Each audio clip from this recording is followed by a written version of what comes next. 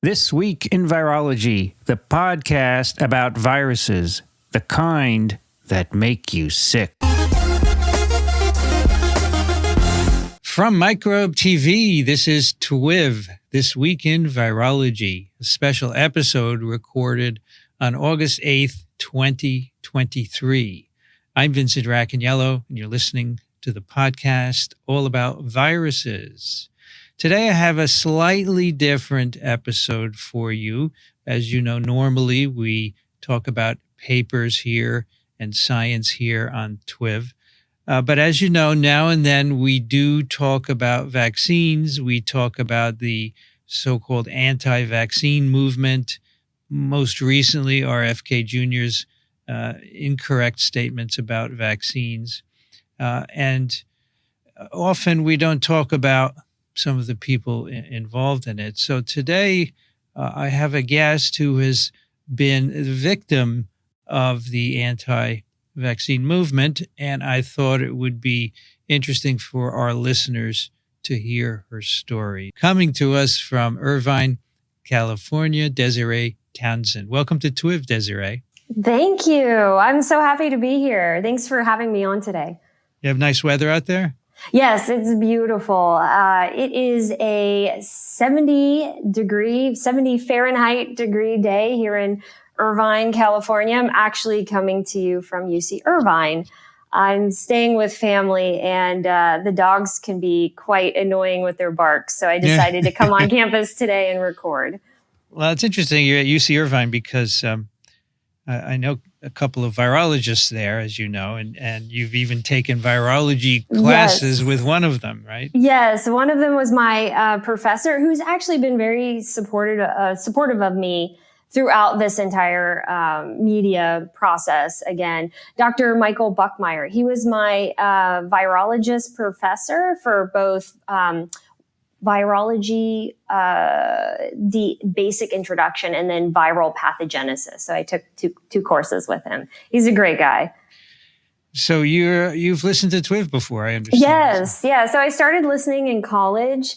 So I have to give a shout out, I'm sorry, to Dr. Paul Gershon's lab at UC Irvine here. And to Yeva, Christine, and Josh, and of course, Dr. Gershon.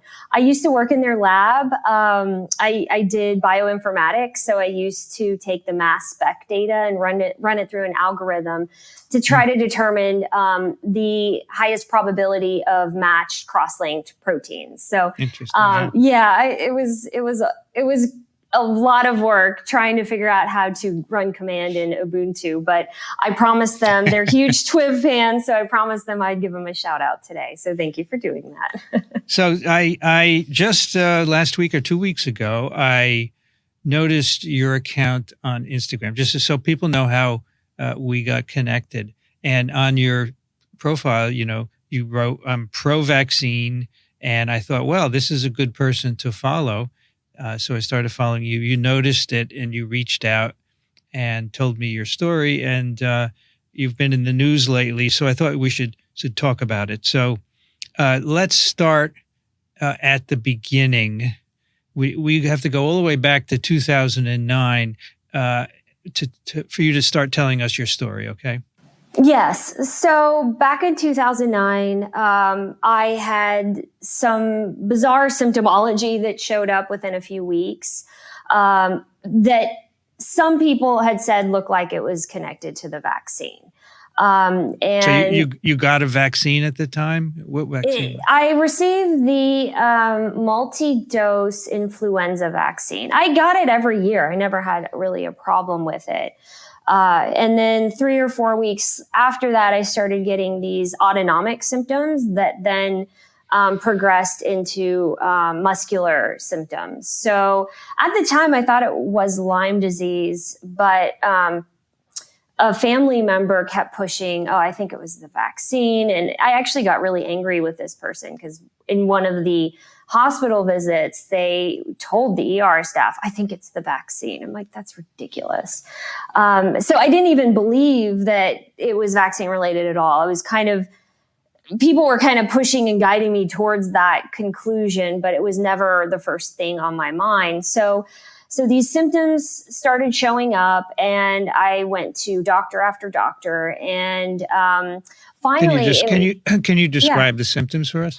Well, initially it was autonomic symptoms. So fainting after eating.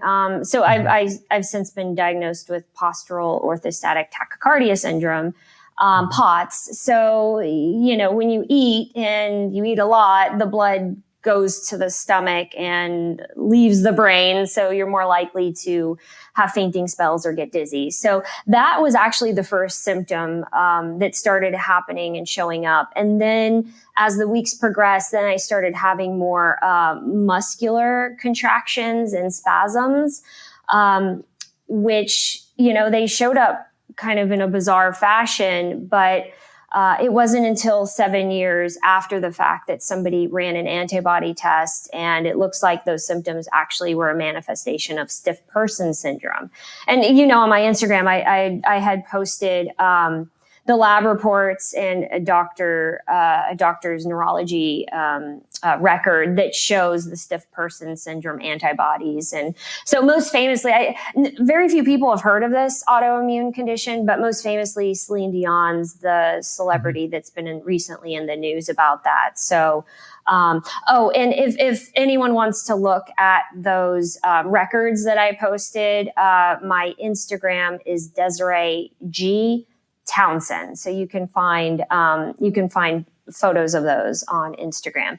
So, so the symptoms manifested mainly, and that's what you didn't see in the news reports, mainly with autonomic symptoms, and then progressed into muscular contractions and spasms. So then you started seeing doctors to try and figure out what was wrong, correct? Correct. And unfortunately, with stiff person syndrome, women are more likely to get it, and they're more likely to be diagnosed with a psychogenic condition first, rather than anyone actually running antibodies and determining that it's actually part of a physical illness. So I was misdiagnosed for quite some time. And that was the frustrating part, because they kept telling me, well, you're crazy.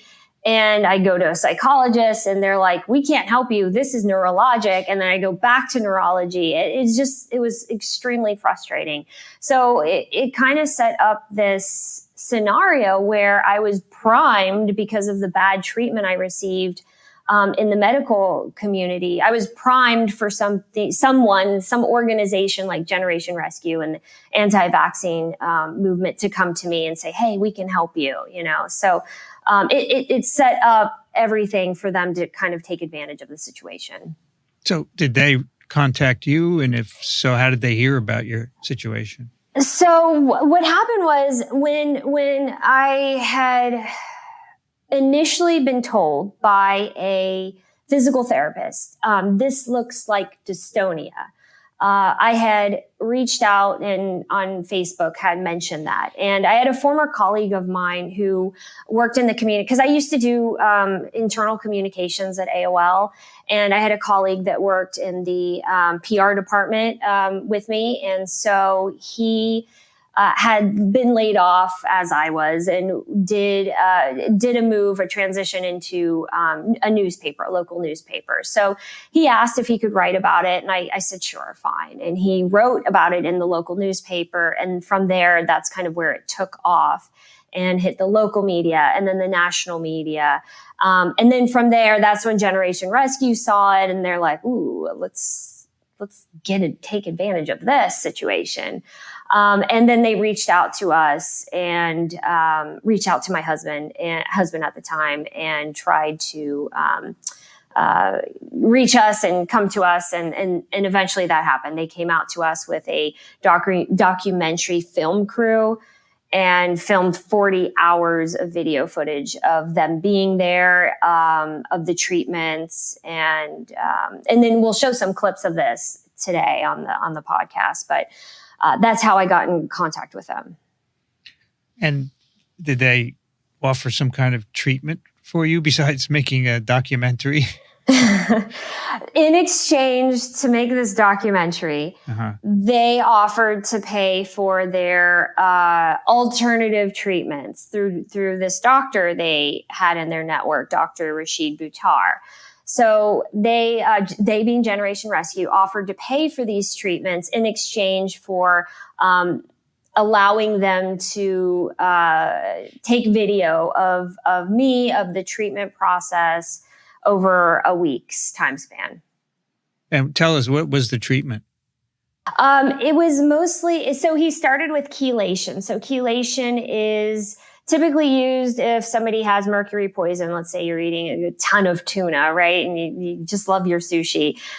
There's a naturally occurring methylmercury that can get past the blood-brain barrier. And so the hypothesis that Dr. Buttar had was that, oh, you have mercury toxicity. So he ran a bunch of chelation, and in his own lab reports, no mercury was coming out. It was ridiculous. There was literally no metals coming out of my body, which should have been a sign, to me at least, but I was 25. I didn't have a science background back then, so I didn't understand. But he did chelation therapy, and then he also had this weird electronic device that he would put around my neck, and I don't know what it was supposed to do. Maybe, scare the demons out. I'm not sure, but it just really unconventional treatments. A foot bath that pulled or removed detox things. I don't know. It was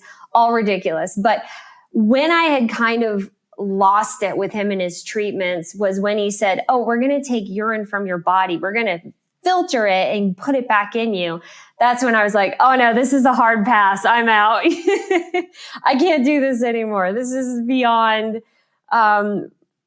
ridiculous. So that's basic. Those are basically in hyperbaric therapy treatment, which, is unproven for this sort of particular condition. So those are the treatments that he mainly was running and doing on me. So how long did all this take, all these treatments? He did them over several days. Okay. Mainly, and this was the thing that was really frustrating to me, is that every time I received IV hydration, my POTS got better. And when the POTS got better, the autonomic system got better, the muscle contractions got better. So that happened in the hospital too. What he did was just give me IV hydration, Dr. Buttar. He gave me IV hydration, and it just looked like I was getting better because my autonomic system was improving, and that then improved the muscular contractions and everything else in that system. So he made it, and I don't think he even understood the science or the autoimmune condition enough to even really logically be able to explain it. But his treatments made it look miraculous, but it was just the IV hydration. It had always helped me even in the hospital. So he just kind of took advantage of POTS and, the improvement you see when you give somebody IV hydration. But at this point, you didn't know you had this stiff person syndrome. That wasn't till later. Correct. Right? Well, so you have to keep in mind, I actually have 3 autoimmune conditions, but they all stem from the same antibody to glutamate decarboxylase. So this is an enzyme that converts glutamate to the neuroreceptor GABA, and GABA is used in a whole variety of systems, I should say. So it mainly, the physical symptom that people saw is it's an inhibitory neuroreceptor. So if you're not inhibiting this neuroreceptor, you're going to have contractions and you're going to have spasms and jerking. And those are the movements that I have. But the same enzyme in the same neuroreceptor is also involved with autonomic function and is occasionally seen in myasthenia gravis, which is something that I actually also have. I'm negative for the typical myasthenia gravis antibodies, but they think it's stemming from the GAD, the glutamate decarboxylase antibody. So it's yes, I have 3 autoimmune diseases, but it's all coming from the same antibody. It's all being caused by my body attacking this particular protein. So at what point did you get fed up with this treatment and say no more? When they wanted to give you your urine back, right? Yeah. Well, that was just the icing on the cake. But really, I had it with Dr. Buttar when 2020 showed up to his office. And he's coaching me in a strategy session before they arrive. He's like, you need to talk about the autistic kids. Just keep talking about the autistic children. He's like, we need to fill this place up. I want all these seats filled. So keep talking about them. Keep talking about the treatment. And I'm like, that's absolutely ridiculous. They're going to know that that's a contrived situation. Why would I do that? Every time they ask me a question, I start talking about autistic kids. It doesn't make any sense. So when 2020 arrived, I didn't talk about that. And then I had admitted that things were not getting better. They were getting worse because he was slowly tapering down on the amount of IV infusions that he was giving me. And so obviously my POTS was getting worse, and that was leading to more symptomology on the muscular side. So it was just those two things, and hearing kind of some of the things that he was saying about, money and what he was going to be able to do. I think that's really what opened my eyes to what was going on. We have a couple of video clips. You want to show them here? Yes. Yeah. So this first one I want to start with is basically it's showing how much money they're making off of these pyramid schemes that they're running. So, So the first one is the one with the hyperbaric chamber? Yes. Yeah. Right. So I just didn't want to see the chamber. I want to see the chamber room. Okay, yeah, that's good. Kids love it. In fact, our adult patients want to be in there. The submarine room or something? Yeah, exactly right. Yeah. You're going to love I that. visualized, it sort of being, because it looks like a submarine, these things. Yeah. we spent almost $20,000 to get this. Dressing up the room. Yeah. $20,000. But Okay. Yeah. I think this is the room that we're most proud of. Yeah, it's beautiful. Kids love it. So adults love it just as much. So those are the hyperbaric chambers that you got in, right? Yes. And those are extremely expensive. There's probably like hundreds of thousands of dollars of equipment in this room. It adds a humanity to healing, And so they put you in there for an hour and you get out. Were your symptoms better? No. Too claustrophobic. No, they were not. Oh, you'd be fine. You just need to be coached. The IVs that she's gotten so far, only one of them is a standard IV. Everything else is fixed. Oh, of course. And then this last part, this conversation is interesting. I mean, there are many other doctors using it because they come through our training program. Those doctors have access to it. But anyway, it's I'm really, I can tell you this resonation was even the conversation we just had in this conference call when we finished it. This is good. She's going to be able to help a lot of people. Mm-hmm. She's going to be able to make a huge ruckus where it's needed. So She's ready. So he So just was talking about you. Yeah. He said you're gonna make a huge ruckus, right? Yes. But before that, you may not have caught that, but he was talking about how he ran a training program. So he charged people, other doctors, to run through his training program to learn his protocol. So you have to understand they're making money hand over fist in every single scenario here. So the fact that they can afford $20,000 to paint a hyperbaric chamber room with hundreds of thousands of dollars in equipment in there for an unproven treatment, and that he was running this training program for doctors to pay and participate in.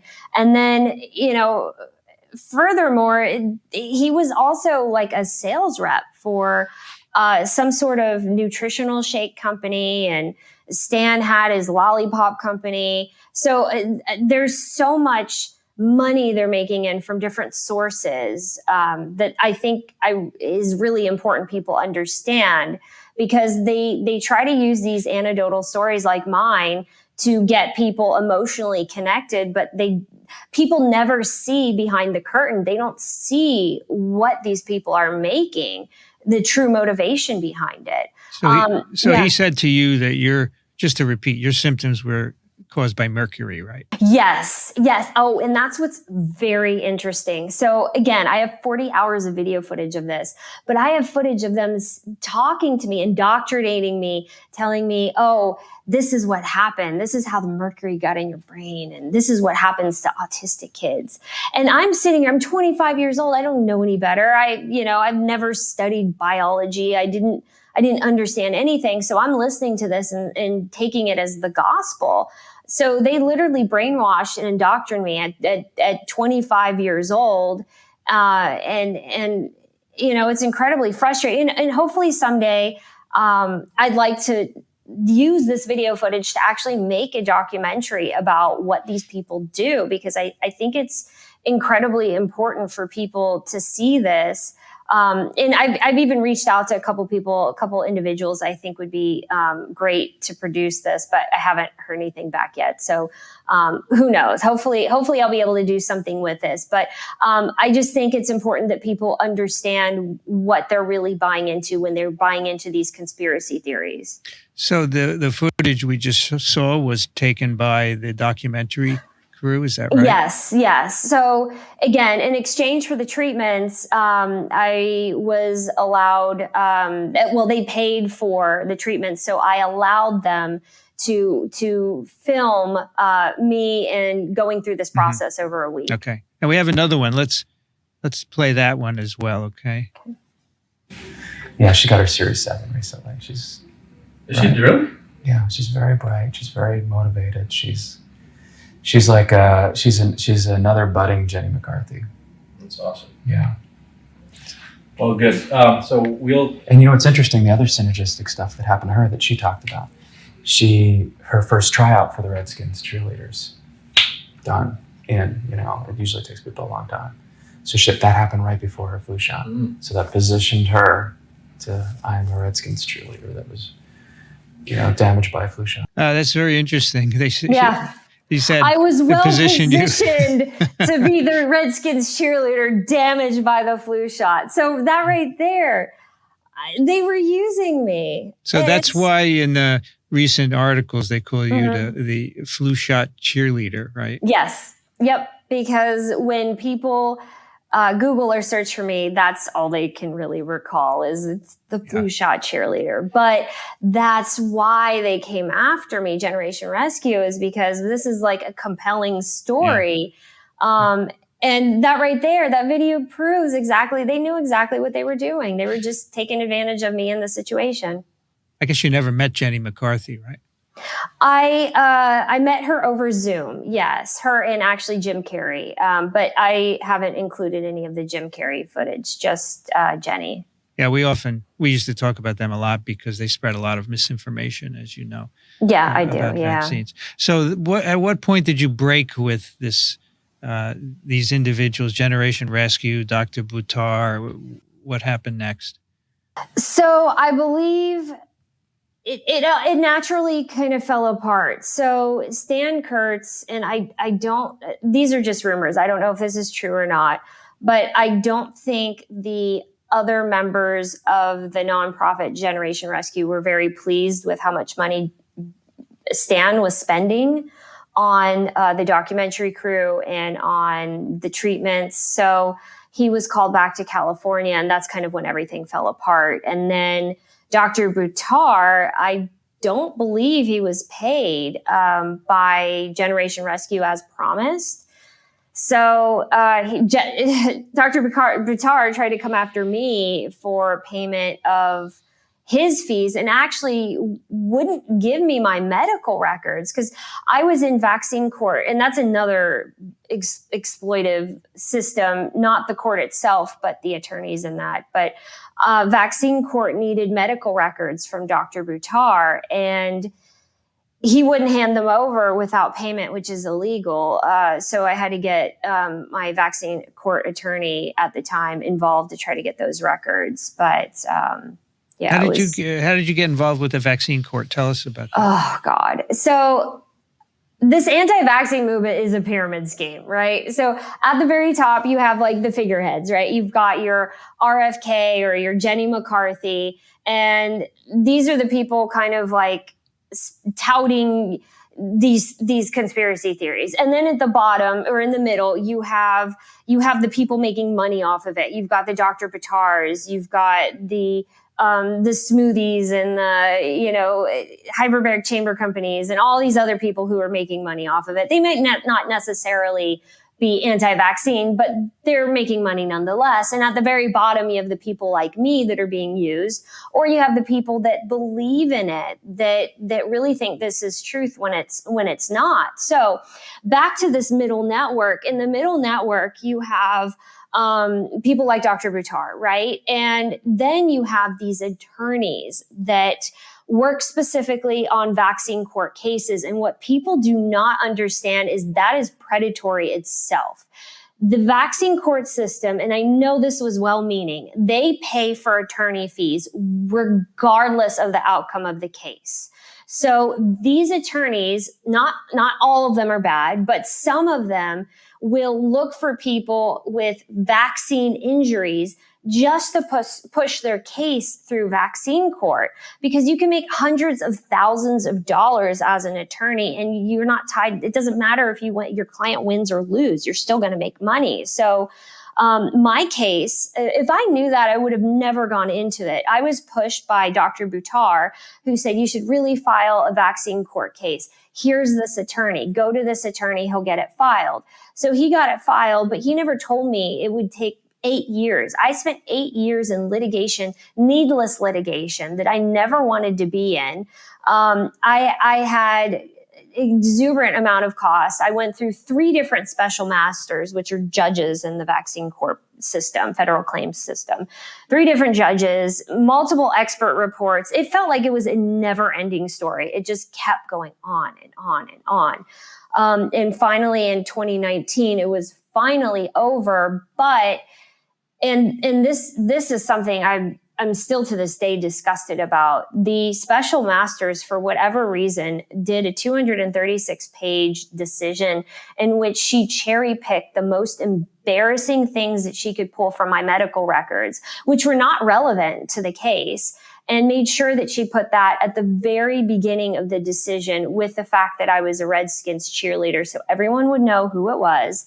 And publish that. And I'm fine with the decision. I'm fine with the outcome, because we lost because my expert witness made a hypothesis on molecular mimicry, right? So I'm sure you're familiar with molecular mimicry, right? Yeah. It's kind of ridiculous, right? Because the whole argument is that the genetic sequence of the virus shares a genetic sequence to a particular protein in the body. So the argument that my expert witness was making is that the genetic sequence to the influenza virus I had in the vaccine had a similar homology or sequence similarity to Sure.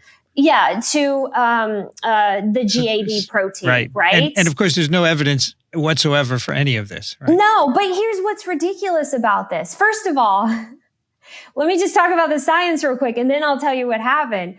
So imagine you have a genetic sequence, right? It's not linear. Once it's translated into the body, once the genetic sequence is translated into a protein, it undergoes configuration changes. So you have, beta sheets and alpha helices, and it folds into itself. And then you've got post-translational modifications that are done. So when the end protein's done, whatever similarities in that sequence might be buried inside the protein and never able for the body to read or see anyways. But regardless of that, we lost because he pulled the wrong damn genetic sequence. He pulled it from the wrong vaccine. But even if he did pick the right vaccine, the whole molecular mimicry hypothesis, I think, is so ridiculous. Because again, it's like having a piece of paper with the genetic sequence on it, and you crumple that paper up, right?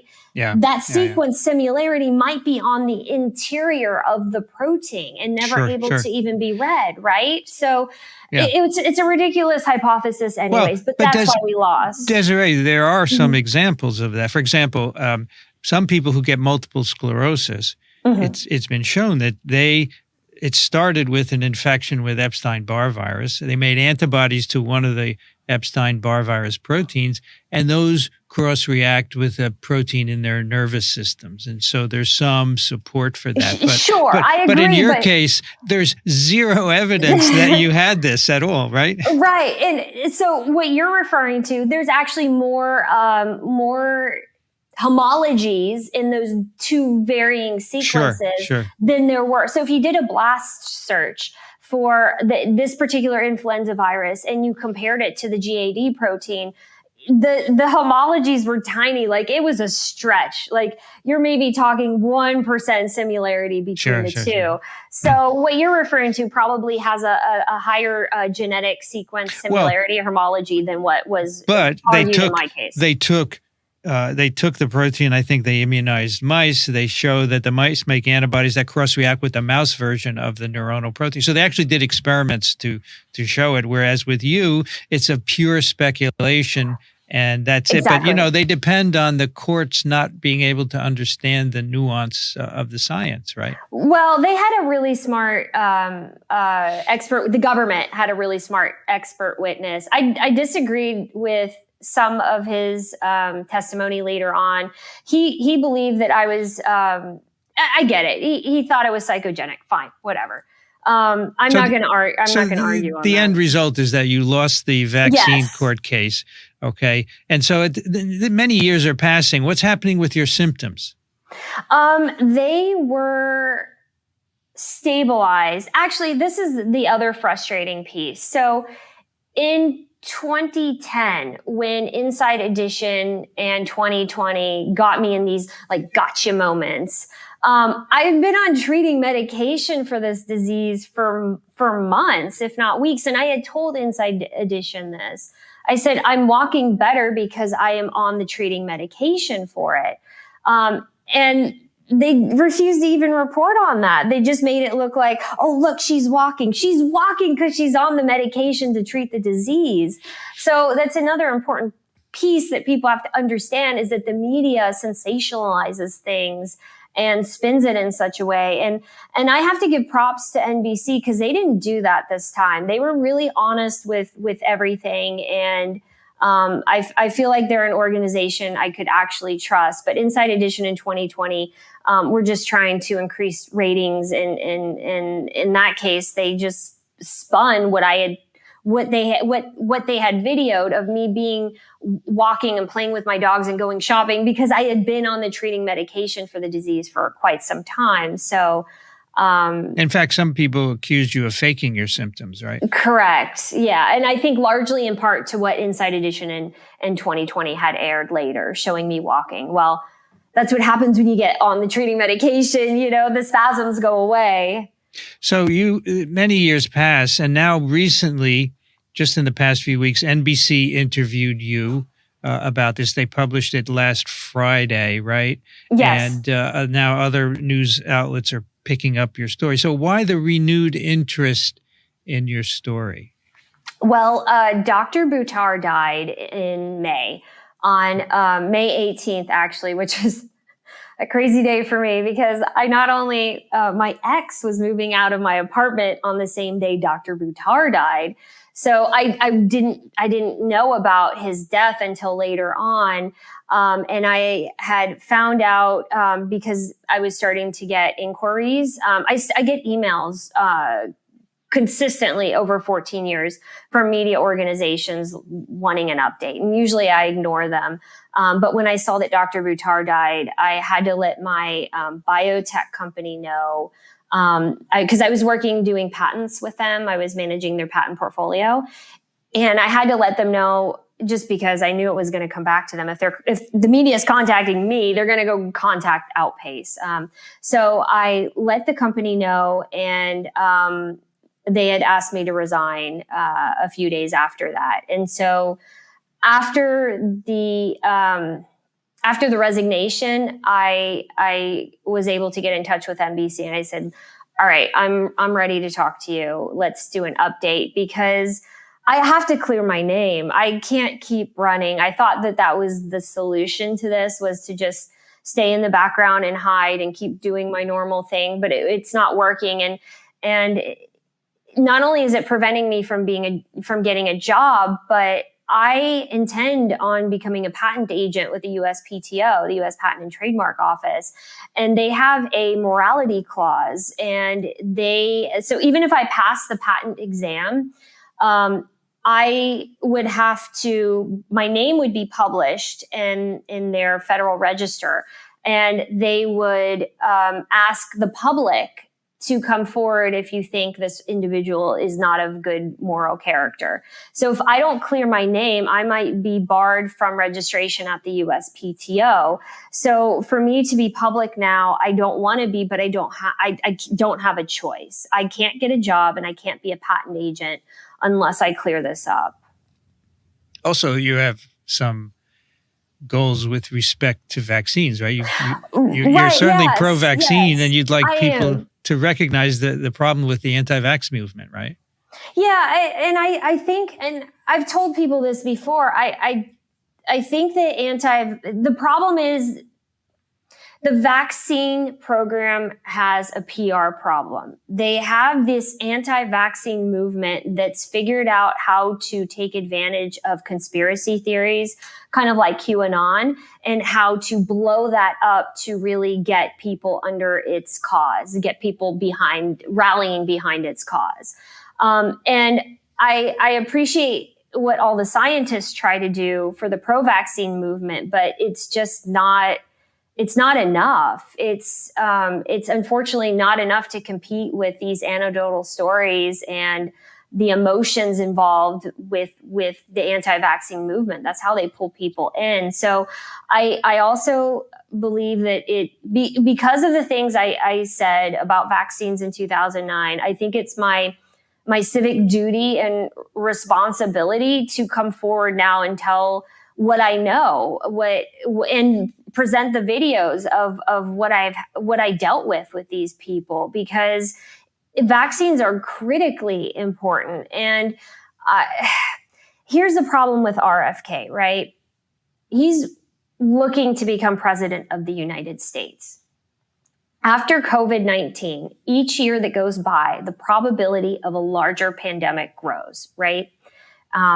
You have the avian flu currently circling the globe. There's a probability that could potentially mutate in the next few years and jump to humans. Now, what happens if you have a president of the United States of America who doesn't believe in vaccines when something like that jumps into humans? That could potentially jeopardize the entire human race. And I think it's important that we acknowledge that and speak up against people like this, because he could, if somebody who doesn't believe in vaccines is president when another global pandemic hits, you can forget the human race, because we will not survive. I mean, it's ridiculous. I think we'll rise above it, Desiree. But I hope so. I appreciate. I know. But you have to understand. I'm not an alarmist. I'm just trying to make people understand the worst case scenario and how dangerous somebody with these beliefs can be if they're president. So on your Instagram, it says fighter of vaccine disinformation and conspiracy theories. So are you going to continue to do that, you think? Yeah, I plan on it. Yes, I plan on it.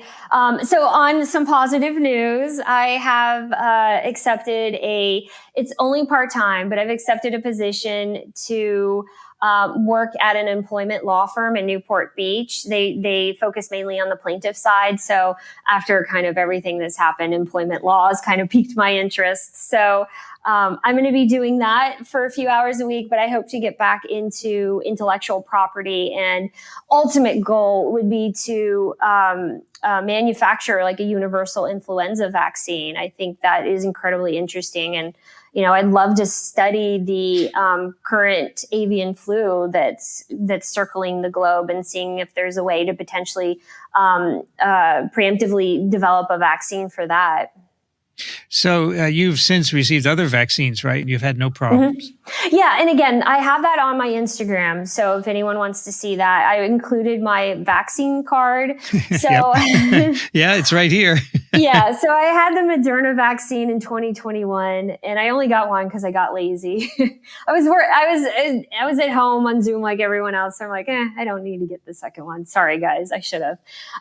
But then when I decided to emerge out of my PJs and go into the workforce out of Zoom, I had to get the series in order to be able to work at a biotech company. Look at that. You got 2 Pfizers within 3 weeks. It's interesting. Yes. So I got the 2 Pfizers. Okay. My arm hurt. I was a baby about my arm for a couple days, but other than that, I didn't have any jerking movements. I didn't have any of that because it was never the vaccine that caused that. And that's something I told NBC News. It's correlation, not causation. So if, for example, I have a pen and I drop it and at the same time there's an earthquake, that's correlation. It doesn't mean that every time I drop a pen, I'm going to cause an earthquake.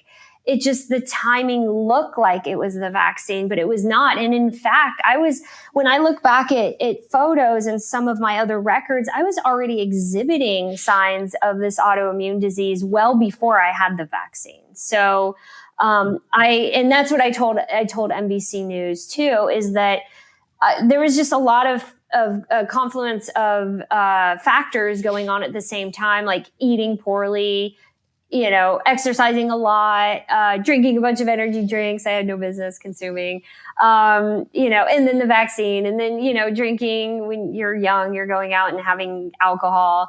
I think all of this just kind of came together and made the autoimmune disease worse and made it really emerge at that time. What do you think is the goal of this anti-vaccine movement? Are they really against vaccines, or is there something else in there?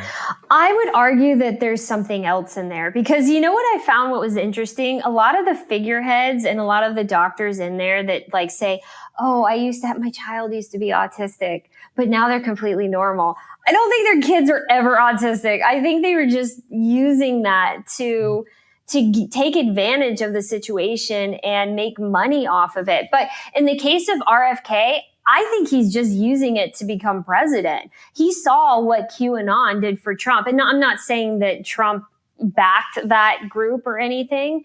I'm just saying that he saw that playbook and he's like, oh, well, if it worked for Trump, I can glob onto this anti-vaccine movement and get them to propel me up to the top. And I think, in my personal opinion, I think that's what he's doing this for. I think he's trying to use it to get himself to the presidency. So let me ask you one more thing. If you had mentioned a few times you were young back in 2009, you really didn't understand, but now you have hindsight. Mm-hmm. What would you have done anything differently now that you know all of this? I don't think so. I honestly think I would have done everything the same way because they just would have found somebody else to be the poster child. But I'm the best person for this to have happened to because not only was I strong enough to get through all of this, but I have been patiently and secretly training for the past 14 years for this day. And I plan on going after every individual and organization that used me back in 2009. And I hope they can run because I'm going to come for blood. I'm going to hold every single one of these individuals accountable for what they did to me and what they are continuing to do to other people through their lies. Well, I wish you luck. Thank you. And anything else you'd like to share before we say goodbye? No, I think that's it. Thank you so much for having me today. Well, I thought it would be useful for people to hear of an example where, someone was approached by the anti-vaccine industry, if we can call it that, and what can happen. So thank you for sharing that. Of course. Thanks for having me again. I appreciate it. That's a special episode of TWiV. You can find the show notes. We'll put links to Desiree's Instagram and a few other things at microbe.tv/TWiV. If you have any questions or comments, TWiV@microbe.tv. And as always, if you enjoy our work, we'd love to have your support, microbe.tv/contribute. Desiree Townsend, thank you so much for joining us, and good luck in your job. I'm happy to hear you got a job after all this, and good luck in pursuing this nefarious industry. Thank you. I appreciate it. I'm Vincent Racaniello. You can find me at virology.ws. I'd like to thank the American Society for Virology, the American Society for Microbiology for their support of TWiV, Ronald Jenkins for the music, and Jolene for the timestamps. You've been listening to This Week in Virology. Thanks for joining us. We'll be back next week. Another TWiV is viral.